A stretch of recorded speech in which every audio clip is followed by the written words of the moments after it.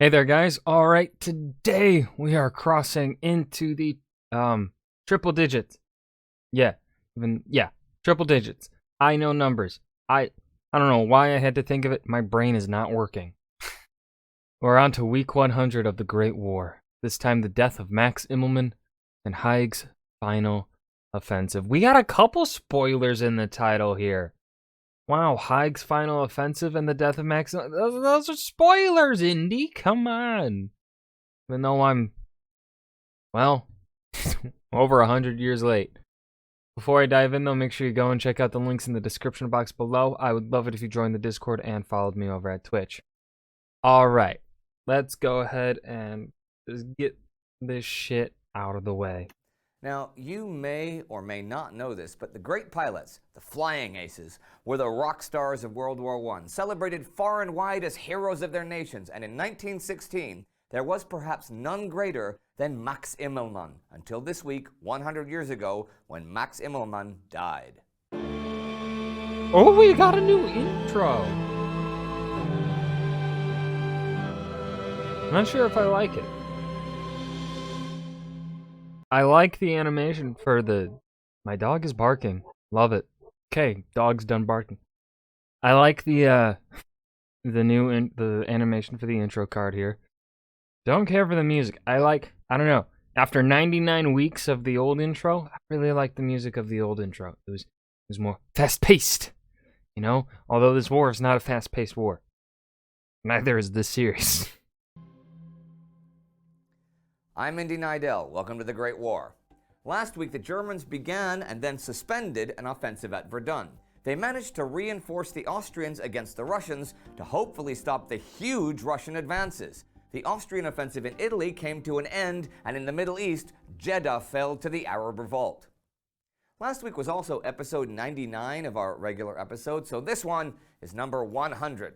That sounds like a big number, but if you really want big numbers, let's take a look at the Eastern Front. I like big numbers. Russia's Brusilov offensive, named after its mastermind, General Alexei Brusilov. Yeah, we'll give him really mastermind. Look for the moment. He's, in comparison to a lot of his colleagues, general colleagues in this war, like from Italy and Austria-Hungary, he's above mastermind compared to them. Like the breakthrough that everyone on both sides had been looking for 2 years. In the north part of the Galician front, Alexei Kaledin's 8th Army could now drive to either Lemberg or Brest-Litovsk. The 7th and 9th Armies had broken the Austrians in the south and were moving through Bukovina, threatening to invade Hungary. If Russian generals Evert and Kuropatkin on the far northern front could tie down the Germans and prevent them from sending reinforcements, the Central Powers might be shattered. And another if Russia could convince Romania to join the war, bringing in reinforcements for the southern Russian forces, that could well be it for Austria-Hungary in any case. Austrian Army Chief of Staff Konrad von Hotzendorf even said, if Romania comes in now, that is the end of the war, and to our disadvantage, no less. Make no mistake, at this point 100 years ago, the entire war pretty much hung in balance. On the 17th, near Chernowitz, the Russians crossed the Pruth River with only a single Russian soldier wounded in the crossing. The Austrians fell back behind the Sarath River further south. But the Russian forces were merciless, and by the end of the week, they had occupied nearly all of Bukovina. But still, Evert and Kuropatkin failed to attack the Germans with their million-man army and 2/3 of the Russian artillery. Damn. Germany had suspended an offensive at Verdun to send troops to reinforce the Austrians, and this week, that offensive was resumed. On the evening of June 22nd, it happened, beginning with an artillery bombardment with phosgene gas shells called Green Cross. This was a new type of gas, the deadliest used so far. Men and horses were killed by the terror. Not the horses. It killed everything. Leaves withered on the trees. Snails died. The flies... I mean, who cares about the snail? disappeared from the Oh yeah, I mean, I guess the French do. Fuck. Do. battlefield. It was a reign of death for hours, and when it was over, the Germans attacked, 30,000 strong. An entire French division near Fleury, 5,000 men, was wiped out. Fort Thiaumont, just over 2 kilometers north of Verdun, was captured. Fleury fell, but the Germans were stopped before they could take Fort Souville, the second to last fort before Verdun itself. The Germans had made errors. The Green Cross, while a true horror, had not been as effective as hoped, hadn't done much at all on the high ground, and had only been tried on the French center, leaving their flank artillery still active. And, as was a theme of the whole war, mistrusting novelty caused the Germans to stop firing gas shells and go back to normal shells several hours before the attack, giving the French a chance to regroup. And, once again, the Germans attacked on a too narrow front without enough reserves. But the French defenses were so thin that if the Germans had had just one of the divisions that had been sent east to help the Austrians, well, that could have very likely been it. French General Robert Nivelle, thanks to Brusilov and the Russians, had had time to repair his defenses and replenish his reserves. Here's a side note. One of the attackers was Lieutenant Friedrich Paulus, who 26 years later would surrender an entire German army to the Soviets at Stalingrad. Oh. Damn. Just how all this shit is so interconnected is always so cool. That's the cool thing about history. Just like that random general, German general or officer fighting in Verdun would later take part in what is arguably the deadliest battle in human history. Or is it? No, is it still the dead? Or was there? Why do I feel like there was one that was deadlier, but I can't? We'll call it the deadliest battle in human history because I can't think of any others. I can't. Although, yeah. My brain is not working today. It's just so cool in a fucked up way. The war's fucked up, but it's cool. The French, understandably worried at Verdun, appealed to the British for aid, but British commander Sir Douglas Haig was committed to his own coming offensive at the Somme.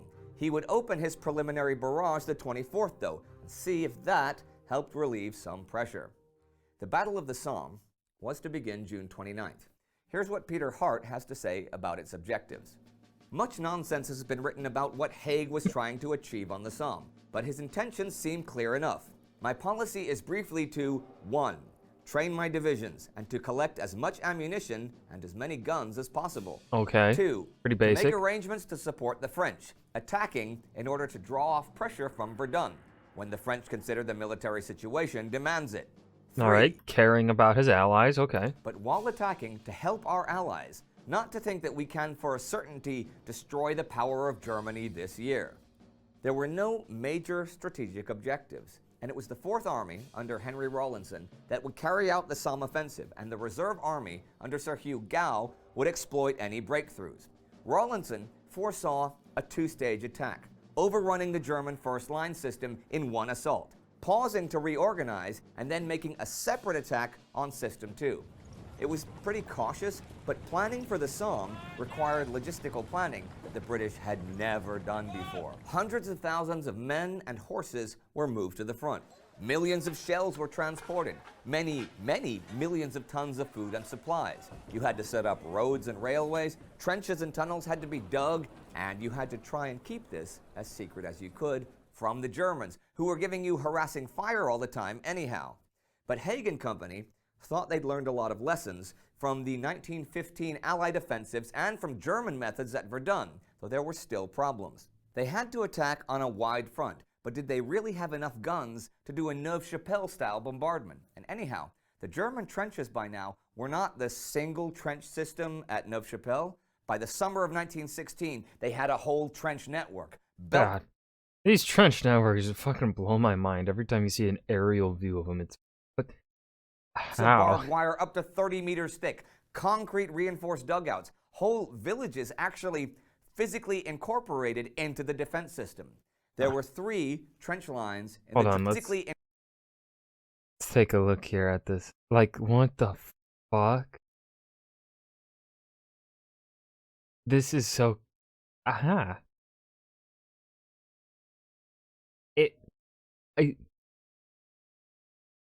It's fucking crazy. It's cool and crazy and scary. Incorporated into the defense system.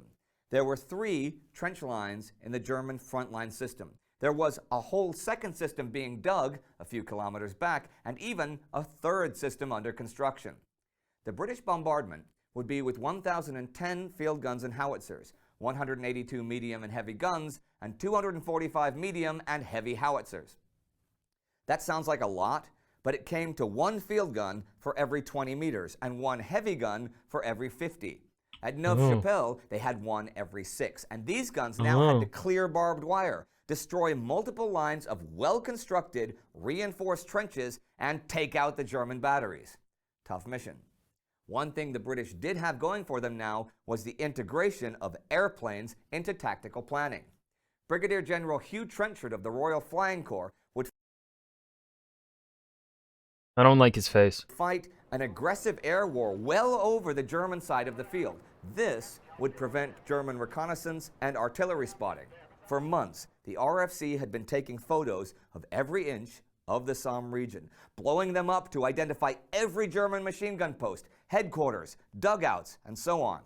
In late 1915, thanks to synchronization gear, Germany had enjoyed a period of air superiority, but no longer. The Fe-2B, flying in formation with their Lewis guns blazing, the DH-2 meeting German Fokkers head-on, the Sopwith 1.5 Strutter, and the French Newport 16 with a top speed of 110 miles per hour that outstripped the Fokkers. The RFC had 185 aircraft at the Somme, the Germans had only 129, and this week, the great German ace Max Immelmann was killed, fighting the Fe-2Bs in northern France. The other top German ace, Oswald Belke, was immediately withdrawn from the front lines by the Kaiser's orders and sent on a sightseeing tour of the eastern fronts to keep him safe. Peter Hart says this of the situation at the Somme.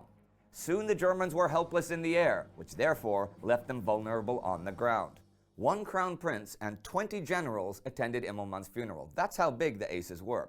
And Immelmann had gained such a reputation on both sides of the conflict that a flight maneuver, the Immelmann turn, was later named after him, although there is no evidence that he actually invented or even performed it. Belke and Immelmann had exchanged the top spot as German aces on and off for months, actually, with Belke taking the lead May the 1st for good. And on the same day that Immelmann was shot down, Helmut von Moltke the Younger died. He was the former German Army Chief of Staff and is one of the people who bears some responsibility for the outbreak of the war in the first place. And the week ends with 2 German celebrity deaths. The Russians still on the move in the east, and the Germans being again stopped at Verdun. In the South Atlantic, Ernest Shackleton, the explorer, after 2 years in the Antarctic, reached South Georgia. His first question to the manager of the whaling station there was, "Tell me, when was the war over?" The reply was this: "The war is not over. Millions are being killed. Europe is mad. The world is mad." If you'd like to see how the madness all began, you can click here for our first regular episode. 100 weeks of war means 100 regular episodes on this channel. So long ago. And actually, we've done the same number of extra episodes, specials, bios, things like that. So that was the death of Max Immelmann. Haig's final offensive has begun. The Great War, Week 100. Got really nothing to add here for this video. The Battle of the Somme is just beginning. The planning of it is taking place. So we'll see the largest single-day death count for the British come up relatively soon in the coming weeks or coming months. Aside from that, I hope you guys enjoyed. Remember to hit that like button and subscribe for more, and I will see you guys in the next video. Peace.